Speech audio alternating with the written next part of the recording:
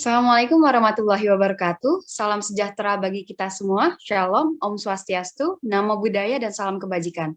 Yang terhormat Bapak Mehmet Sudaryanto selaku dosen pengampu pada mata kuliah Bahasa Indonesia, beserta rekan-rekan yang saya banggakan. Marilah kita ucapkan puji dan syukur kita kehadirat Tuhan Yang Maha Esa. Berkat rahmat dan hidayahnya kita dapat berkumpul pada hari ini untuk melakukan presentasi. Adapun judul yang akan kelompok kami presentasikan, yakni analisis minat konsumen terhadap berbagai jenis metode pembayaran digital. Saya, Aurania Zalia Putri, beserta rekan saya, Delivia Kartika Runtulalo, Laurentius Katon Kandela, dan Muhammad Yusuf Diansyah. Untuk itu, langsung saja kita masuk ke pembahasan yang pertama, yakni urgensi. Kepada Delivia, dipersilakan. Terima kasih, Aurani. Untuk yang pertama adalah urgensi. Urgensi yang menjadi dasar penelitian kami adalah perkembangan teknologi telah menjadi banyak mempengaruhi kehidupan manusia saat ini. Bahkan teknologi sudah menjadi hal yang tidak dapat dipisahkan lagi dari kehidupan manusia. Hal ini membuat semakin banyak masyarakat Indonesia yang memanfaatkan internet dalam berbagai bidang kehidupannya, mulai dari edukasi, kesehatan, hingga bidang ekonomi.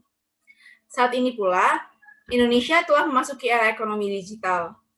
Salah satu hal yang dipengaruhi oleh perkembangan teknologi adalah sistem pembayaran, di mana sistem pembayaran sudah dapat dilakukan secara digital. Era ekonomi digital yang ada di Indonesia, salah satunya ditandai dengan banyaknya masyarakat yang beralih menggunakan uang elektronik untuk keperluan pembayarannya. Kemudahan yang diberikan dengan adanya uang elektronik membuat antusiasme masyarakat terhadap penggunaan uang elektronik pun semakin meningkat. Selain itu, banyak layanan atau pusat-pusat perbelanjaan yang mengharuskan pembayarannya menggunakan uang elektronik. Tetapi di Indonesia, terdapat begitu banyak jenis uang elektronik, atau ada juga yang berbasis dompet digital.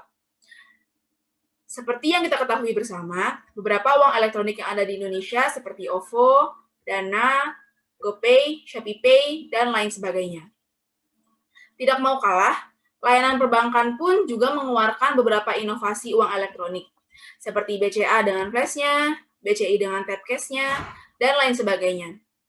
Begitu banyak jenis uang elektronik yang ada di Indonesia, mengharuskan masyarakat memilih uang elektronik mana yang akan mereka gunakan dalam kehidupan sehari-harinya. Nah, selain uang elektronik yang berbasis dompet digital, ada pula uang elektronik yang memiliki fungsi seperti kartu kredit dalam hal pembayaran digital. Salah satunya yakni ShopeePay kemudian hari, atau mencicil pembayaran menjadi beberapa kali pembayaran atau cicilan. Tetapi banyak juga orang yang terjebak kenikmatan dan kemudahan pembayaran menggunakan uang elektronik maupun fitur pay later ini yang maka kemudahan yang diberikan oleh fitur-fitur pada uang elektronik terkadang juga bisa membuat seseorang menjadi bergaya hidup konsumtif dan justru membawa kerugian yang sebenarnya juga disebabkan oleh orang itu sendiri. Oleh karena itu, penelitian ini akan menganalisis serta memberikan jawaban uang elektronik mana yang menjadi pilihan banyak masyarakat dalam melakukan pembayaran digital dan juga lebih sering digunakan untuk menunjang aktivitas sehari-harinya, serta apakah pembayaran digital benar-benar bisa membantu dan memudahkan pemenuhan kebutuhannya. Untuk kebaruan akan dijelaskan oleh rekan kami, Katon. Katon, dipersilakan. Terima kasih Aurani atas kesempatannya. Setelah kita mendengar dan memahami tentang apa saja urgensi diadakannya penelitian atau pembahasan atau analisis mengenai minat konsumen terhadap berbagai jenis metode pembayaran digital, kini kita akan melihat mengenai apa saja kebaruan, apa saja yang dibawa, apa saja hal baru yang dibawa oleh penelitian ini. Pembayaran digital bukanlah hal baru yang hadir dalam perekonomian Indonesia. Pembayaran digital telah berkembang dalam beberapa tahun kebelakang. Untuk itu, tentunya sudah banyak penelitian-penelitian yang membahas tentang pembayaran digital di Indonesia. Namun, melalui penelitian ini, kami akan membahas pembayaran digital secara lebih universal. Penelitian ini akan membahas mengenai berbagai macam uang elektronik di Indonesia beserta jenis-jenisnya, seperti dompet digital dan fitur pay later. Melalui penelitian ini pula, kami akan menganalisis uang elektronik mana yang paling diminati konsumen dalam melakukan pembayaran digital.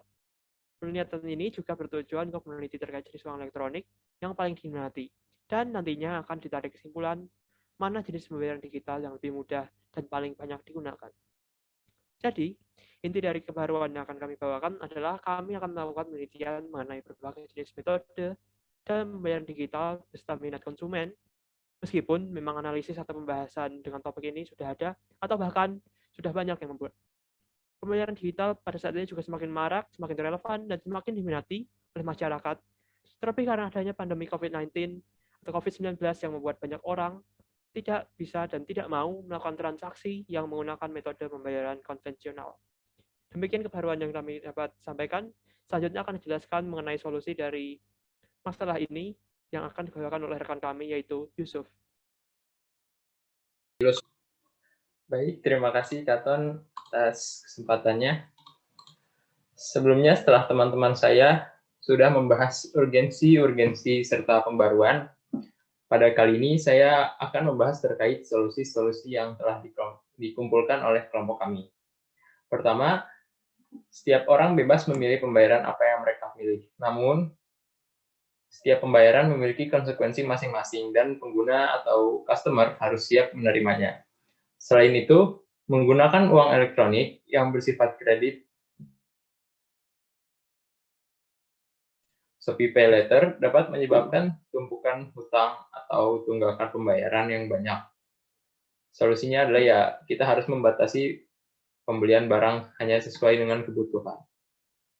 Lalu, meskipun begitu banyak kemudahan yang didapatkan jika menggunakan uang elektronik, namun dengan hadirnya uang elektronik, hal tersebut juga dapat memicu terjadinya sifat-sifat konsumtif yang berlebihan. Misalnya membeli barang bukan dinilai dari kebutuhan, tapi gengsi dan semacamnya.